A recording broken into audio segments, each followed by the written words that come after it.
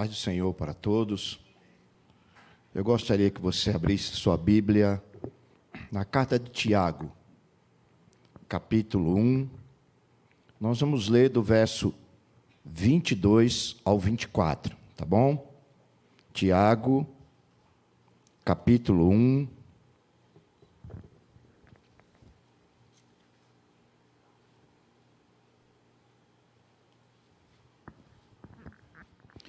Do versículo 22 ao 24, em nome de Jesus.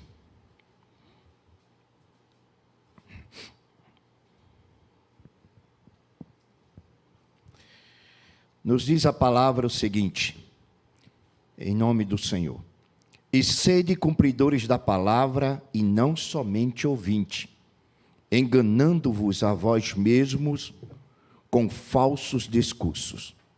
Porque se alguém é ouvinte da palavra e não cumpridor, é semelhante ao varão que contempla ao espelho seu rosto natural. Porque se contempla a si mesmo, e foi-se, e logo se esqueceu do que era ou do que viu. Versículo 25 também. Aquele, porém, que atenta bem para a lei perfeita da liberdade, e nisto persevera, não sendo somente ouvinte e esquecido, mas fazedor da obra, este tal será bem-aventurado nos seus feitos, ou naquilo que fizer. Amém? Curve a sua cabeça agora, feche os seus olhos, vamos orar um pouco. Amado e querido Deus, nós te agradecemos pela oportunidade de estar na tua presença e de estar em tua casa de oração. Tudo isso está acontecendo pela tua permissão e graça, e nós te louvamos pelo teu amor, pela graça do teu Filho e pelas consolações do teu Espírito. Te agradecemos pela vida dos irmãos e das irmãs que aqui estão nesta casa de oração e aqueles que estão conosco através das redes sociais. Senhor Deus e Pai, venha nos abençoar nesta noite, envia-nos uma palavra de edificação, consolação, exortação, cura, libertação, orientação e iluminação, pois precisamos ouvir a Tua voz, precisamos do Teu conselho, precisamos, acima de tudo, da Tua graça. Pai amado, perdoa nossos pecados, fica conosco, nós te agradecemos, em nome do Senhor Jesus. Amém. Amado irmão e irmã, povo de Deus, este mês de outubro, ele é separado aqui no Brasil e em vários lugares do mundo para comemorar o aniversário da Reforma Protestante.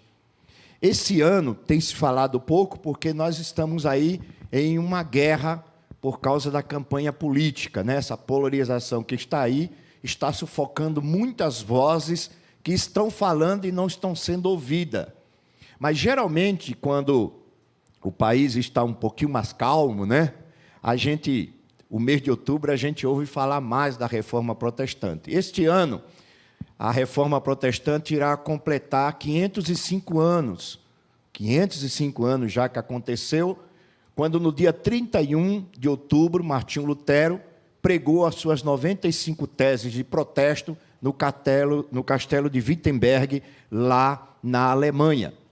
E naquela época, naquele tempo, né, os reformadores, os pregadores da reforma, os que queriam liberdade religiosa, eles alencaram alguns lemas que se tornaram conhecidos e famosos, que até hoje a gente ouve o som, né, replicando e chegando até nós, que são os solas da reforma, né? Está lá, solas Escritura, somente Deus glória, salvação só pela graça. E entre os 5 solas, né, da Reforma Protestante, existe um que é um dos mais basilares, que diz assim: só a Bíblia é a nossa única regra de fé e prática. Então, é isso que nós vamos falar um pouco hoje sobre sejam praticantes da palavra. Irmãos, há alguns anos atrás, os crentes, e eu me lembro quando criança lá em Pernambuco, quando a gente ia para a igreja, né, junto com a avó Joana, junto com minha mãe, com meus parentes, na igreja lá do Vasco da Gama, em Recife, a igreja da Promessa lá, Eu me lembro que muitas vezes eu ouvia a seguinte frase, que os crentes eram o povo da Bíblia. Era o povo do livro. Era o povo do livro de capa preta. Porque naquela época não tinha Bíblias tão coloridas como hoje, né? Hoje tem verde, tem azul, tem roxa, tem amarela, né? Tem Bíblia do Palmeiras, do Corinthians, do Santos, né? Do São Paulo. Olha, tem Bíblia com tudo quanto é tipo de capa, para tudo quanto é tipo de gosto. E a gente realmente percebia que, naquela época, o acesso à Bíblia era muito difícil. Uma Bíblia era cara. E não tinha Bíblia acessível para todo mundo. Então, existiam algumas Bíblias, né? Eu me lembro que, quando eu era jovem, tinha uma Bíblia chamada Bíblia com Dicionário, Concordância e Estudo. Essa Bíblia, olha, era o sonho de todo pregador da época. Eu me lembro quando eu ganhei a minha primeira Bíblia desse tipo, eu fiquei muito feliz, né? Tive que juntar dinheiro e aí de alguns irmãos complementar para eu poder comprar. E quando eu comprei, eu fiquei muito feliz. Risquei, grifei, né? Estudei. Ela se desgastou na minha mão e foi muito bem usada. E o povo era chamado de povo da palavra. Ou os crentes eram chamados de povo da Bíblia. E hoje, por incrível que pareça, irmãos, o Brasil hoje é o maior produtor de Bíblia do mundo. O maior produtor era os Estados Unidos, mas hoje o Brasil já ultrapassou. No Brasil é onde se vende mais Bíblia, aonde se imprime mais Bíblia, aonde se faz mais Bíblia, tanto para o país como fora do país. Mas o que é interessante, na minha época, quando criança, tinha pouca Bíblia e os cristãos liam mais a Bíblia. Hoje existe mais Bíblia e os cristãos leem menos Bíblia. Inverteu, houve uma inversão de valores, né? De foco.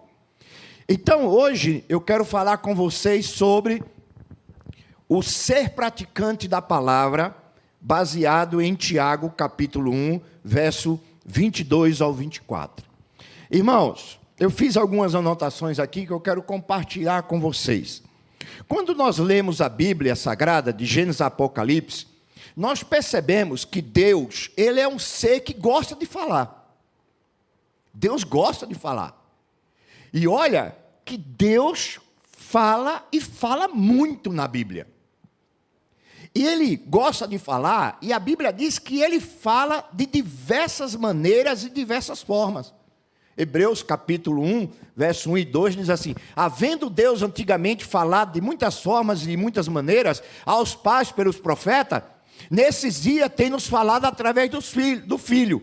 Aí quando a gente vai analisar essa frase, havendo Deus antigamente falado de muitas maneiras e de muitas formas, quando a gente começa lá no Gênesis e vem até o Apocalipse, a gente descobre que Deus falou através de visão, Deus falou através de sonho, Deus falou através de símbolo, Deus falou através de anjos, Deus falou através de profetas, falou através de crianças, mulheres, jovens, adultos, anciões. Então, o Deus da Bíblia é um Deus que gosta de falar e gosta de se comunicar.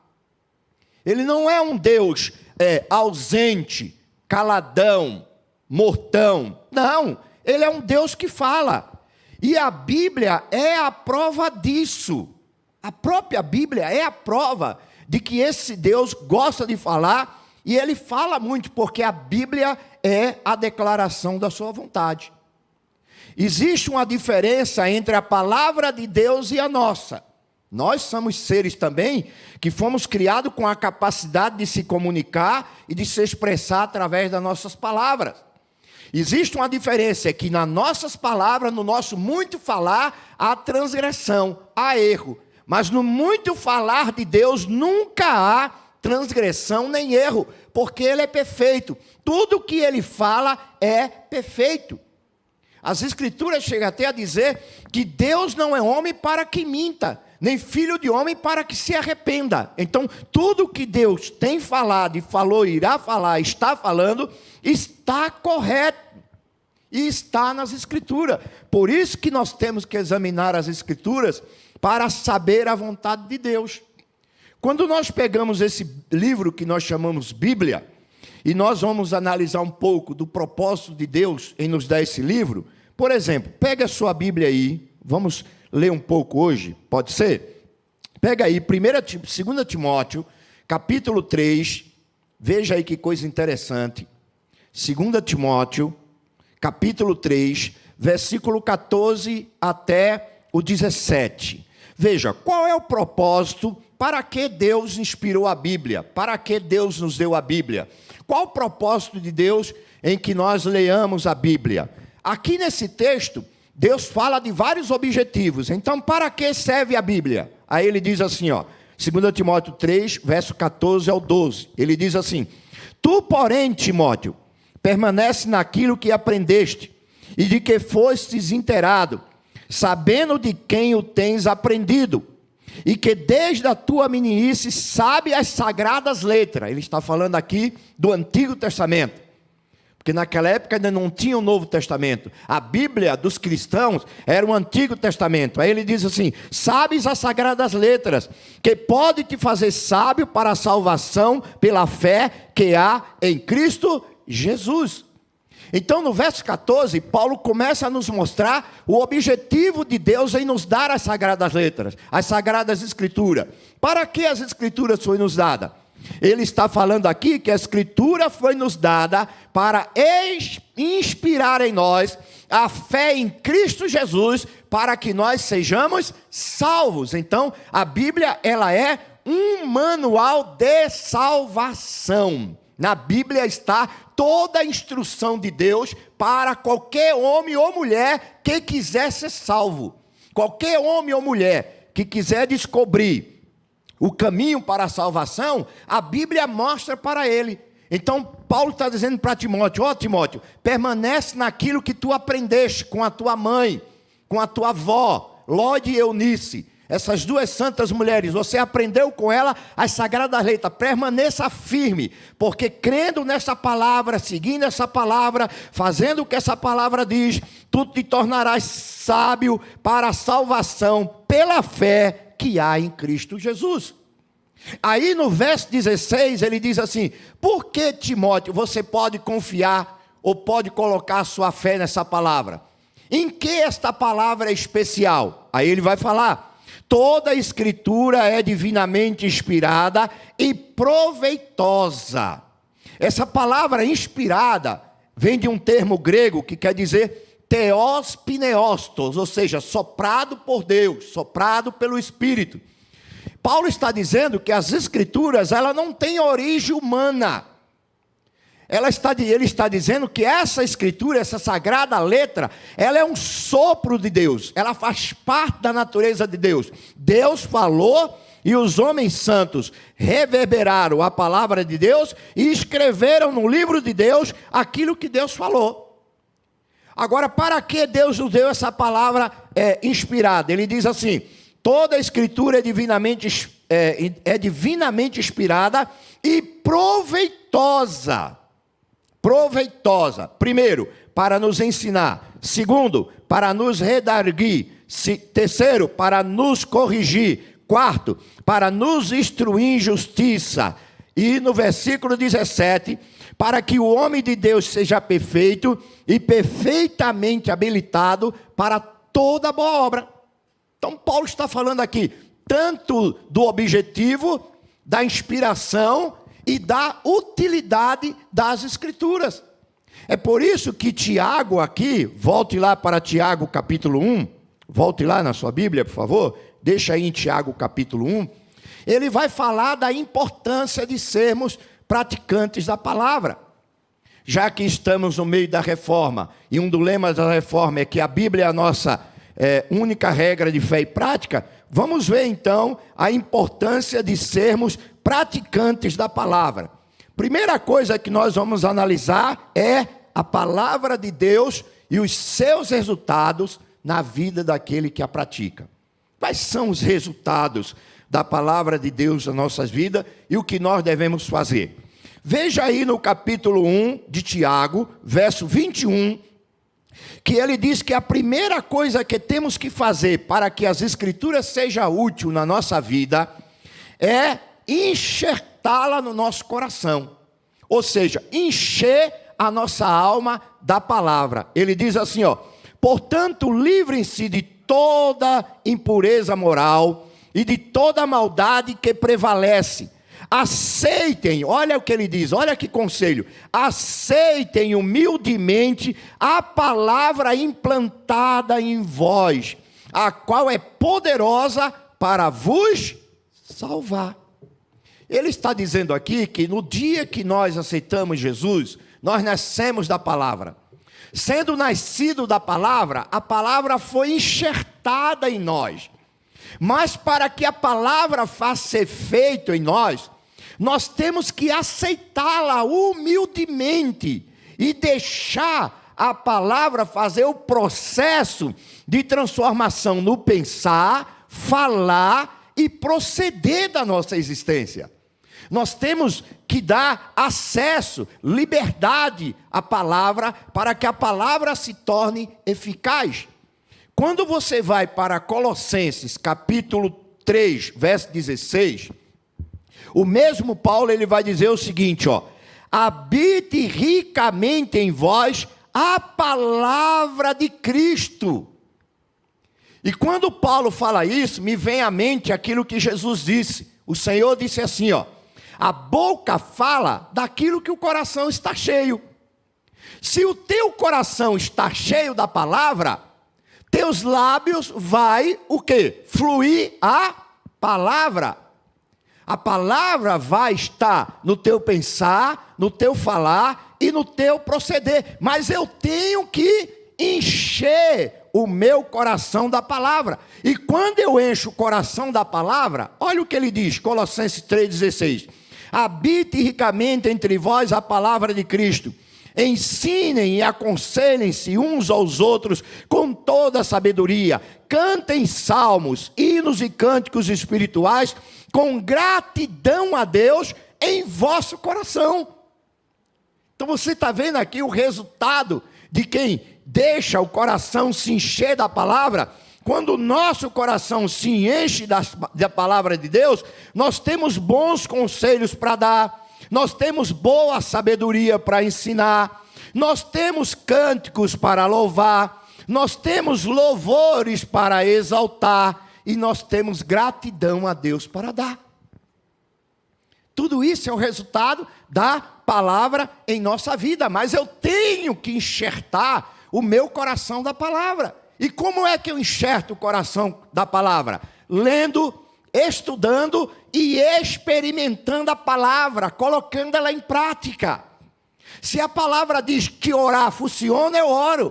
Se a palavra diz que cantar liberta, eu canto. Se a palavra diz que congregar edifica, eu congrego. Então é experimentando a palavra, é colocando a palavra em prova, é vendo que a palavra, na realidade, ela é viva e eficaz. Então, o meu papel é deixar essa palavra trabalhar em mim. Preste bem atenção. A palavra de Deus é o guia maior do crente. Esse livro que você está na mão, ou aí no teu celular, ou não é? Ou no teu iPhone, né? Para quem pode, né? O meu é iPad, né? Estou sempre pedindo a Deus um novo, né? Então, a minha marca é diferente, né? Então, veja. Olha, presta bem atenção, a palavra de Deus é o maior guia do crente, e para que a palavra atinja efetivamente o coração do servo de Deus, este precisa acolher a palavra com sinceridade e pureza de coração. É essa ação que Deus quer de nós, como servos de Deus.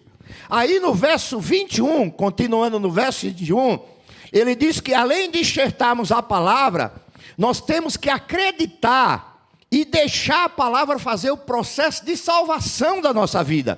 Ele diz que a palavra de Deus salva a alma. Olha o que ele diz, ó: portanto, livrem-se de toda a impureza moral e da maldade que prevalece. Aceitem humildemente a palavra implantada em vocês, a qual é poderosa para salvá-los. Então veja que a palavra tem poder de trazer a salvação para nossas vidas. É por meio da palavra que Deus salva. Paulo diz que é por meio do escândalo da pregação que a salvação vem ao coração do homem e da mulher que crê. Ele também diz que a fé vem pelo ouvir e o ouvir a palavra de Deus. Por que muitos crentes hoje têm uma fé rasa, uma fé débil, uma fé fraca, uma fé que é arrastada por qualquer vendaval? Porque ele não está alicerçando, alimentando e estruturando o crescimento da sua fé na palavra. Na palavra. A palavra é a nossa barca de salvação, se podemos falar assim. Irmãos, preste atenção. Deus não salva mais por meio de animais. Isso acabou. Hebreus capítulo 9, verso 11 e 12 fala isso. Nem por meios de obras, como leu nosso querido irmão Daniel, que está aqui em Efésios 2, verso 8 ao 10. Mas Deus salva pela pregação do evangelho, das boas novas, é que nós podemos chegar a salvação pela fé em Cristo Jesus. Lembra do que ele disse a Timóteo?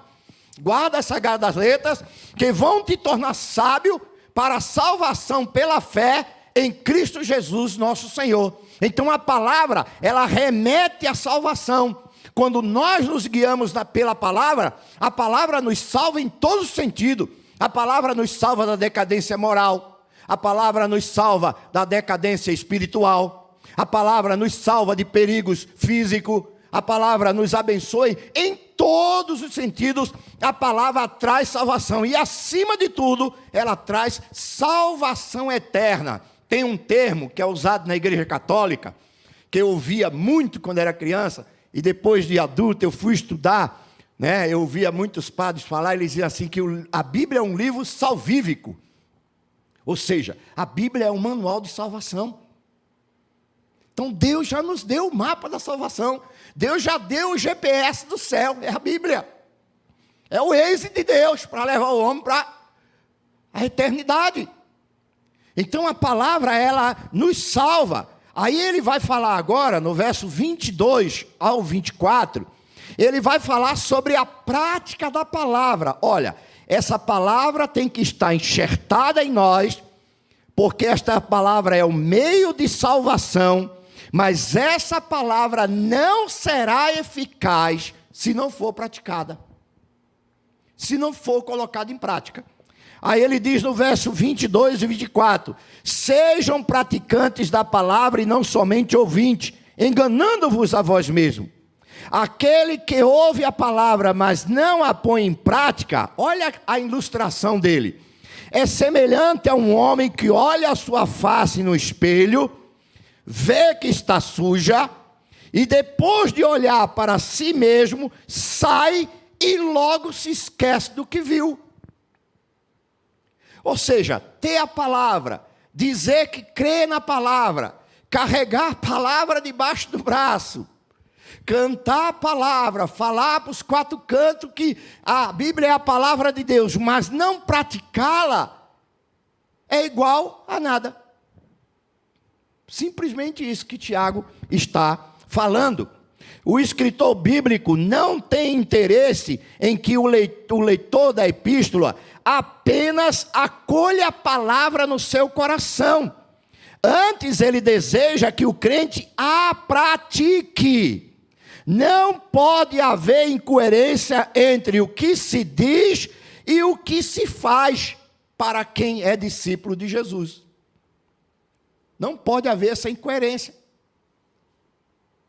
Você tem que ser aquilo que você fala, prega, canta, ensina e ora. É isso que o escritor bíblico está dizendo. Veja, por exemplo, vá para Romanos, capítulo 2, verso 1 a 3. Olha o que Paulo vai falar aqui. Romanos, capítulo 2, verso 1 a 3. Ele diz assim, ó. Portanto, você que julga os outros é indesculpável, pois está condenando a si mesmo naquilo em que julga, visto que você que julga pratica as mesmas coisas. Sabemos que o juízo de Deus é contra os que praticam tais coisas, e é conforme a verdade. Assim, quando você, um simples homem, os julga, mas pratica as mesmas coisas, pensai que escaparás do juízo de Deus?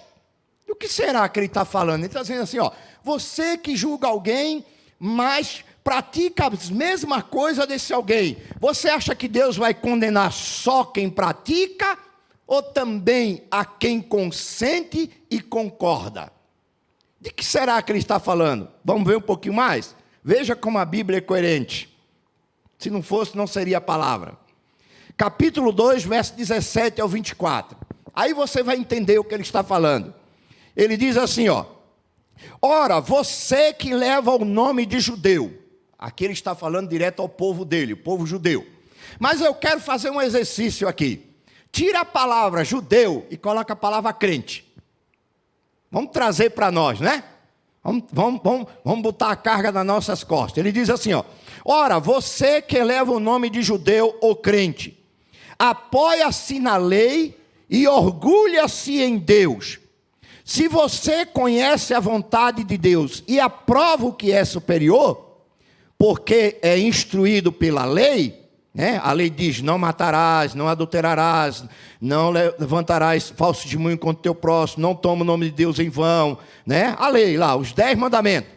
Se estás convencido de que és guias do cego, eu sou melhor do que o outro, porque o outro é adúltero e eu não sou. Eu sou melhor do que o outro porque eu não roubo e o outro rouba.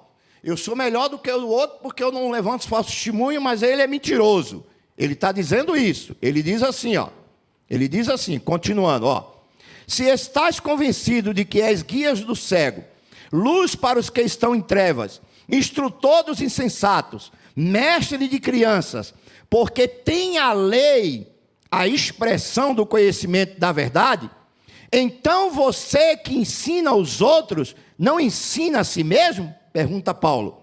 Você que prega contra o furto e furta, você que diz que não se deve adulterar e adultera, você que detesta ídolo, mas rouba os templos, você que se orgulha da lei, desonra a Deus, desobedecendo a lei, como está escrito, o nome de Deus é blasfemado entre os gentios por causa de vocês. Você diz que é crente, condena o adúltero, mas levanta falso testemunho. A mesma lei que vai condenar o adúltero, condena você também.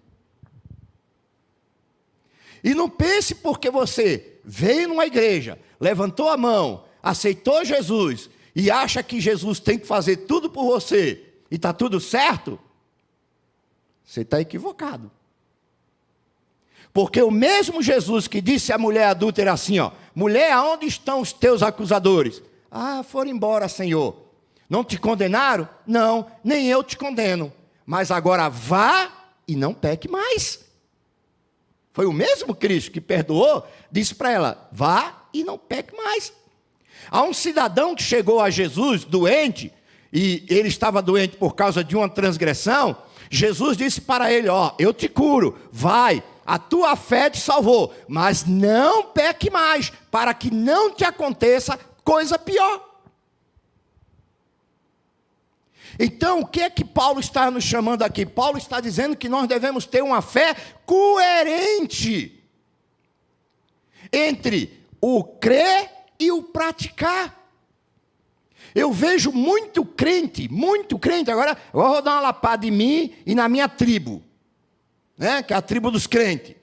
Eu vejo muito crente condenando católicos, apostólicos romanos, porque eles creem, têm a prática de adorar as imagens dos santos, das santas e daqueles que eles acham que merecem veneração.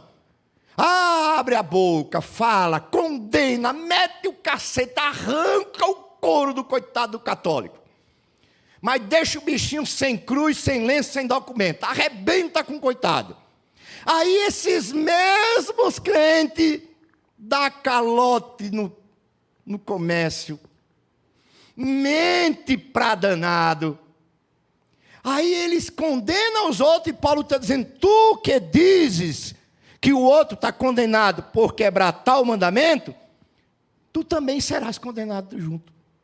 Porque o mesmo Deus que disse a ele para não fazer aquilo, disse a você para não fazer o que você está fazendo. Você quer ver se isso não é verdade? Tiago, capítulo 2, verso 10 ao 12. Veja aí, a coerência entre o crer e o praticar. Ele diz assim, ó, capítulo 2, verso 10 ao 12.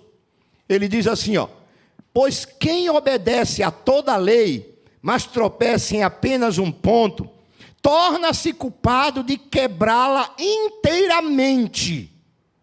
Olha como Deus é justo e como Deus age com justiça. Ele diz assim, ó: pois aquele que disse não adulterarás, também disse não cometerás adultério. É o mesmo Deus que falou. Aí ele diz assim, ó: se você não comete adultério, mas comete assassinato, tornou-se transgressor da lei também. Aí ele diz assim, ó: assim falai e assim procedei, como devendo ser julgado pela lei da liberdade. Então ele está chamando o quê? Os crentes a coerência entre o falar e o fazer, o dizer e o agir.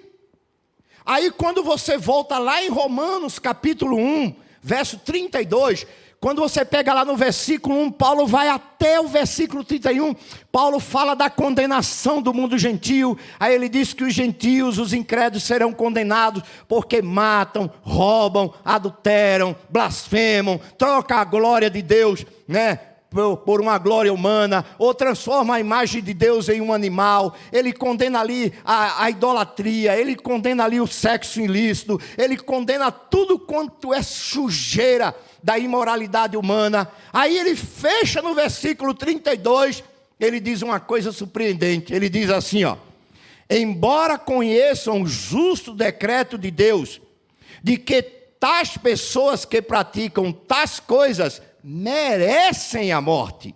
Aí ele diz: não somente aqueles que continuam a praticá-la. Praticar o quê? Adultério, furto, assassinato, falso testemunho, idolatria. Esses merecem condenação. Aí ele termina dizendo uma coisa aqui que muita gente não percebe.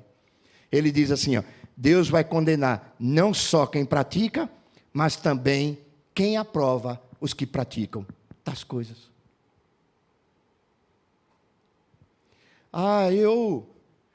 Eu não roubo. Não gosto de quem rouba. Não gosto de ladrão. Mas eu defendo o ladrão. E aí eu vou trazer para os nossos dias. Eu não mato, não concordo que mato. Mas você dá voto a político que vai fazer lei para matar criança. Você é incoerente.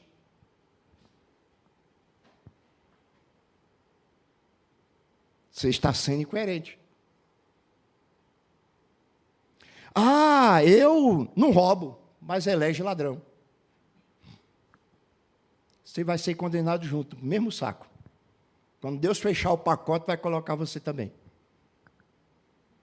Porque você está sendo incoerente. Você está abrindo mão dos princípios de Deus para satisfazer a sua vontade. E nós não podemos ser assim. Como é que eu condeno um católico porque ele adora imagem de escultura, mas quebro também um dos mandamentos? O mesmo Deus que vai julgar ele vai me julgar. Então nós temos que ser coerentes entre o falar e o fazer. Aí Paulo fala em Efésios capítulo 5, verso 11. Olha o discurso dele. Ele diz assim, ó: quem acolhe a palavra de Deus no coração, quem tem a palavra de Deus no coração, rejeita tudo o que é imundo, maligno, perverso, injusto, dissimulado, insincero. Aí ele diz assim, ó: e não sejais cúmplice nas obras infrutíferas das trevas, antes, porém, reprovai-a, não só no discurso, como na prática.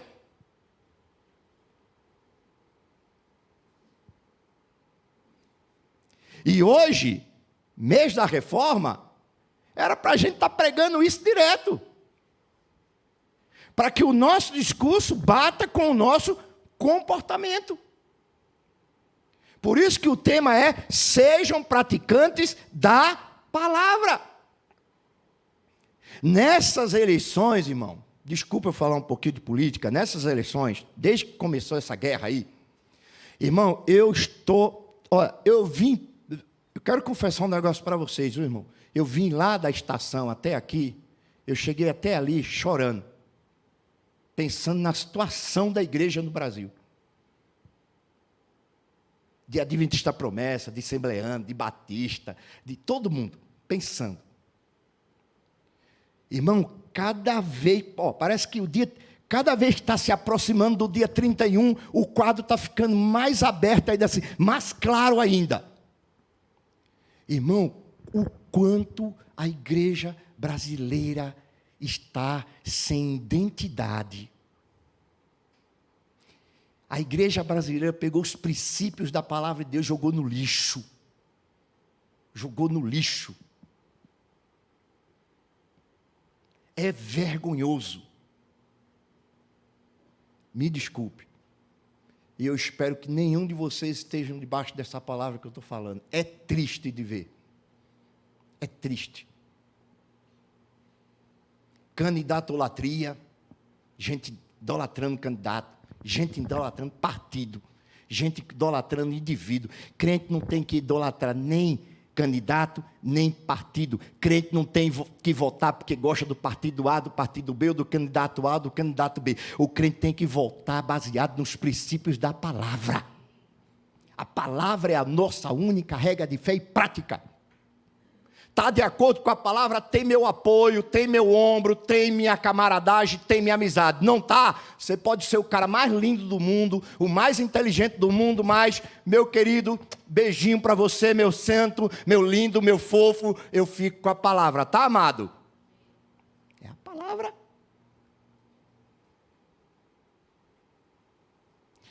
Um irmão falou para mim assim: pastor, se determinado partido assumir o Brasil, o senhor acha que ele vai perseguir a igreja? Eu disse: não. Por quê? Eu digo que uma boa parte da igreja já se vendeu. Ele nem precisa perseguir. Só é dar um prato de lentilha que eles se dobram diante dele. Feito Isaú fez. Então a Bíblia está nos chamando aqui para ser coerente com aquilo que a gente fala e a gente faz. Sejam praticantes da palavra. Porque o mesmo Deus que vai julgar o ímpio, vai julgar também o crente. O mesmo Deus que disse para o ímpio, não mate, disse para o crente também, não mate. A lei não é só para o injusto. Ela é para o justo também. Para o injusto, ela é norma de juízo. Para o justo, ela é norma de santificação. Então, assim falai, e assim procedei, como devendo ser julgado pela lei da liberdade. Irmãos, se não praticarmos a palavra, seremos identificados como o homem que contempla a sua própria imagem no espelho e depois se retira, esquecendo-se completamente do que fez ou do que viu. E pregar essas coisas, viu, Anderson? Não está na moda, não. Eu tenho pregado basicamente essa mesma mensagem por aí esses dias, e às vezes já recebo pancada na porta da igreja. Mas fui chamado para ser soldado.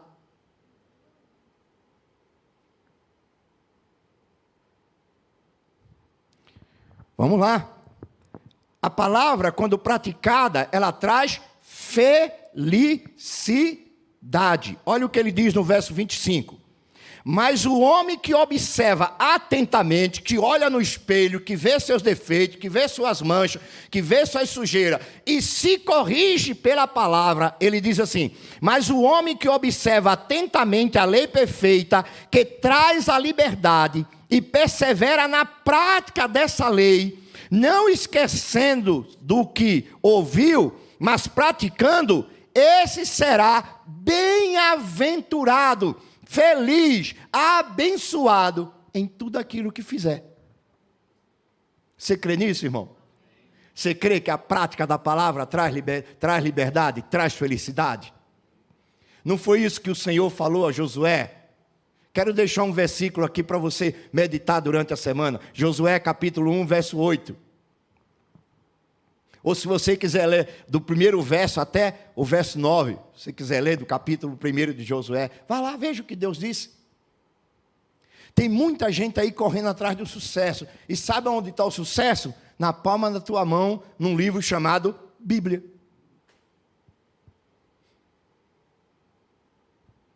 Não está lá num curso de motivação pessoal. Está aí na tua mão. A palavra da vida está na tua mão. A palavra da vida está na tua boca. Tiago está dizendo, você quer ser feliz? Pratique a lei da liberdade, que é a palavra de Deus. Coloque ela em prática e você será feliz. Deus não salva mais por meio de sacrifício, mas salva e abençoa por meio da palavra. Se ela diz para orar, ore que funciona, dá certo, traz bênção, traz graça. Se ela diz para você cantar, cante. Se ela diz assim, ó, chore com os que choram e cante com os que cantem, faça que dá certo. Não falha, não cai por terra a palavra de Deus, não cai por terra, nenhuma palavra jamais caiu, nenhuma promessa deixou de ser cumprida, nada, absolutamente nada do que Deus falou caiu por terra, está se cumprindo até hoje, e se cumprirá eternamente, porque quem falou foi o Rei dos Reis, o Senhor dos Exércitos, é o Deus Criador dos céus e da terra, e palavra de rei não cai por terra. Imagina a palavra do imperador do universo, que é o Senhor Jesus Cristo, jamais cairá por terra. Se essa palavra não fosse verdadeira, não fosse fiel e verdadeira, o cristianismo não teria chegado aonde chegou e não chegaria aos nossos dias, porque quantas hostes do inferno se levantou para destruir os fiéis servos de Deus. Durante a história, o Império Romano se levantou para esmagar a igreja, mas no final foi a igreja que venceu o império. O comunismo se levantou lá na União Soviética e durante 70 anos perseguiram cristãos, mataram cristãos, não deixaram os cristãos celebrar. Quando o Império Soviético caiu, a pergunta soou no ar: aonde está a igreja? A igreja renasceu, milhares haviam se convertido e a igreja estava lá firme, porque a igreja está alicerçada na palavra de Deus. E essa palavra é a verdade, aleluia. Quem está alicerçado nessa palavra, pode vir maremoto, terremoto, pode vir seja lá quem for, não se dobra, não cai, porque os pés estão firmados na palavra. A palavra ela é escrita e ela é viva. A palavra é o verbo de Deus, aleluia, que é Jesus, aquele que venceu. Então a nossa fé tem que estar alicerçada na palavra. Guarde esse pensamento. Quero deixar um pensamento para você, ó. Se você lê pouco a Bíblia, será como muitos. Se você lê muito a Bíblia, será como poucos. Mas se você ler e praticar a Bíblia, você será como Jesus. Você decide se você quer fazer a diferença. Se você quer ser como muitos, se você quer ser como poucos, ou se você quer ser como Jesus. É você que decide. Ah, pastor, me falta força. Falta nada. Você tem graça abundante na tua vida para fazer isso. O estoque de poder de Deus já está aí em você. É que você não ativa, não acende o negócio, não vai funcionar mesmo. A prática da palavra de Deus nos leva a viver a verdadeira religião. Apesar de algumas pessoas se considerarem religiosas por frequentarem um templo, as Escrituras revelam o significado da verdadeira religião. Veja aí o verso 26 e 27 de Tiago, capítulo 1. Vamos lá. Temos que fechar isso aqui, hoje, essa palavra hoje. No verso 26 e 27, Tiago diz que a primeira coisa que a verdadeira religião faz é o seguinte: a verdadeira religião é aquela em que seus membros refreiam a sua língua do mal. Refreiam a sua língua do mal. Os discursos de ódio estão por aí espalhados, não está? Dos dois lados, né? Dos dois lados. E crente entrando na onda, quebrando o mandamento, não levantarás falso testemunho. Entrando na vibe, como diz a moçada, né? Entrando na vibe, aí, né?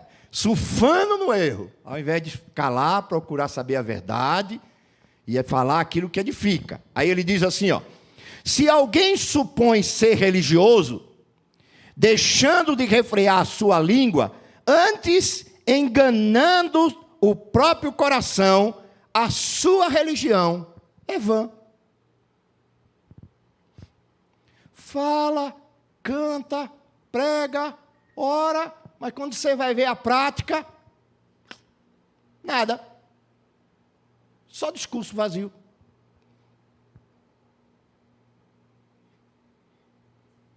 Abre a boca, né? Fala coisas indevidas, fala até para Deus, faz voto e não cumpre. Faz promessa e não cumpre. Eu tenho o maior cuidado quando eu venho aqui e vou nas igrejas para cantar, viu, Anderson? Para cantar. Eu tenho o maior cuidado para não cantar, porque, os louvores são maravilhosos, mas preste atenção, se tem uma hora em que a gente pratica hipocrisia na hora que está cantando. É um dos momentos que a gente é mais incoerente com o discurso. Que a gente se empolga, né? E vê um louvor gostoso como esse aqui, né? Aí a gente percebe que aquilo que a gente está cantando não é, né? Não é tão, né?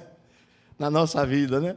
Porque não é difícil cantar, né? Aquele velho hino que diz assim, ó: tudo, ó Cristo, a ti entrego, tudo sim por ti farei, resoluto, mais submisso, sempre, sempre seguirei, né?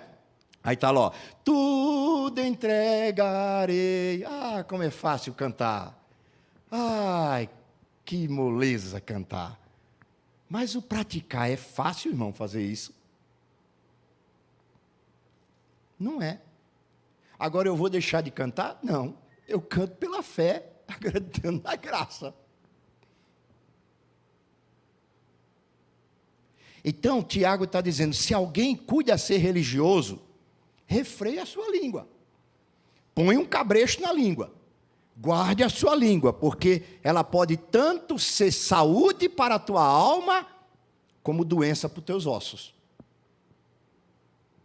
Aí ele diz, continua falando, ele diz que aquele que pratica a verdadeira religião, a verdadeira religião é aquela que seus membros praticam boas obras. Viu, Daniel? Você leu aqui, viu? Efésios capítulo 2. Eu vejo muitos crentes falando do verso 8. Porque pela graça sois salvos mediante a fé, isso não vem de vós, é dom de Deus, não vem das obras, né? Verso 9, para que ninguém se glorie. Aí chega aí, para. Mas o verso 10 diz assim, que nós somos criados nele para as boas obras.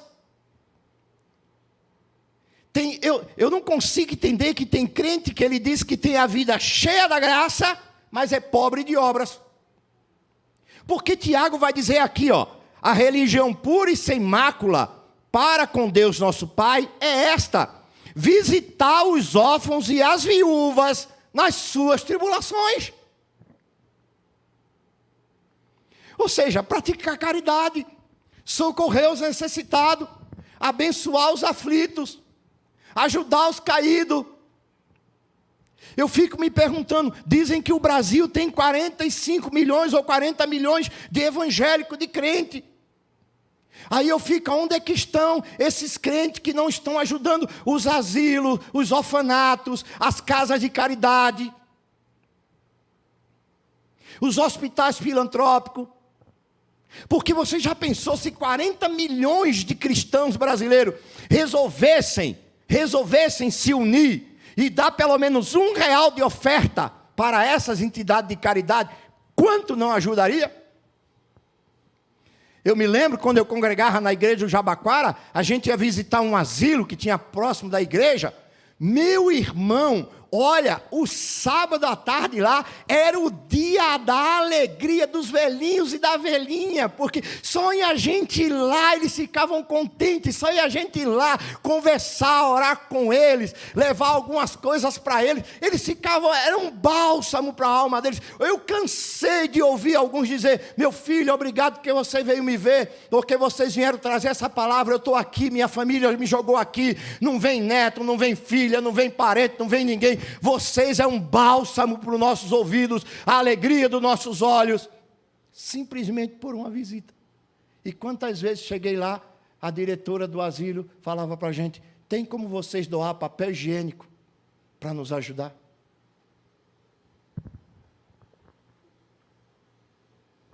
Aí Tiago está dizendo: olha, a religião verdadeira não é só do discurso, mas é da prática, é aquela que se lembra do próximo. Paulo diz que nós devemos ser ricos de boas obras.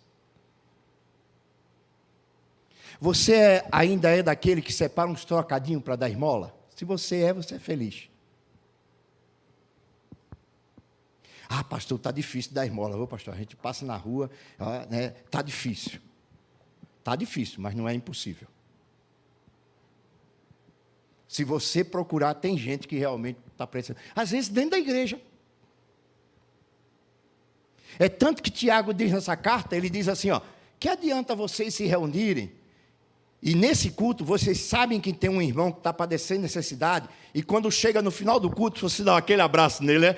Aquele abraço, né? Bem pentecostal. Aê, varão de Deus! Aleluia! Eita, querido! Volte sempre, vá em paz. Aí Tiago diz assim: a fé de vocês é vã. Porque enquanto a tua boca está dizendo glória a Deus, a barriga dele está roncando de fome.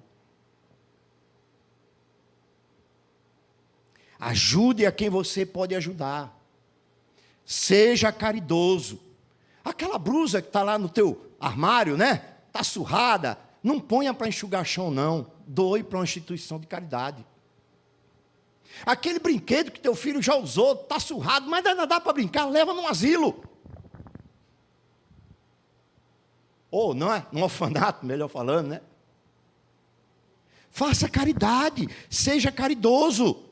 A religião que agrada a Deus é aquela cujos discípulos professam e bendizem o seu nome, visitando e acolhendo os necessitados na sua aflição. Guarda essa frase: a palavra praticada é o que vale para Deus. Verso 27. A verdadeira religião é aquela que seus membros não praticam mais as obras infrutíferas desse mundo. Ele diz assim, e a si mesmo guardam-se incontaminados do mundo. Verso 27. Se separe do mundo, irmão.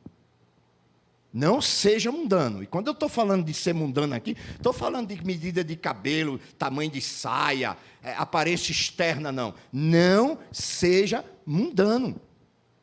Examine as escrituras que você vai entender o que é isso. Não pense como o mundo, não fale como o mundo, não haja como o mundo. Seja sal e luz da terra. Seja diferente. Faça aquilo que Deus quer. Por quê? Porque Deus fala assim, capítulo 4, verso 4 de Tiago. Ele diz assim: infiéis, não compreendeis que a amizade do mundo é inimiga de Deus? Aquele, pois, que quiser ser amigo do mundo, constitui-se inimigo de Deus. Então, a mensagem de Deus para você nessa noite é essa, meu irmão, minha irmã. Procuramos trazer à sua mente que o mais importante para Deus não é nós confessarmos, falarmos, discursarmos, pregarmos, cantarmos, que acreditamos na palavra e que somos crentes. Para Deus, o mais importante é a prática da palavra. Então, meu irmão, minha irmã, façam bem a sua alma, como eu procuro fazer, estou pedindo para você fazer, estou pedindo para você orar por mim, para que eu tenha condição de fazer, haja de acordo com o seu discurso. Seja coerente entre o falar e o proceder. Não abra mão disso, não abra mão dos princípios do reino, não abra mão da obediência à palavra, não abra mão àquilo que Deus já tem te dado. Não seja cúmplice das obras das trevas. Fuja, saia, não ponha seu nome nisso, não dê seu voto nisso. Aproveitar o momento, não dê seu voto, não participe. Porque vamos prestar conta de tudo. Então, por favor, fiquem em pé. Tiago, capítulo 1, verso 22. Marca aí na sua palavra, na sua Bíblia. E guarde bem no seu coração. Seja praticante da palavra. E sede cumpridores da palavra, e não somente ouvintes, enganando-vos com falsos discursos. Porque se alguém é ouvinte da palavra e não cumpridor, é semelhante ao varão que contempla ao espelho o seu rosto natural, porque se contempla a si mesmo, e foi-se, e logo esqueceu-se de como era. Aquele, porém, que atenta bem, ou pratica bem, para a lei da liberdade, e nisto persevera, não sendo ouvinte e esquecido, mas fazedor da obra, esse tal varão ou varoa será bem-aventurado ou feliz em tudo aquilo que fizer. Que Deus nos abençoe, em nome do Senhor Jesus, que essa palavra fique no seu coração e que ela produza frutos para a vida eterna.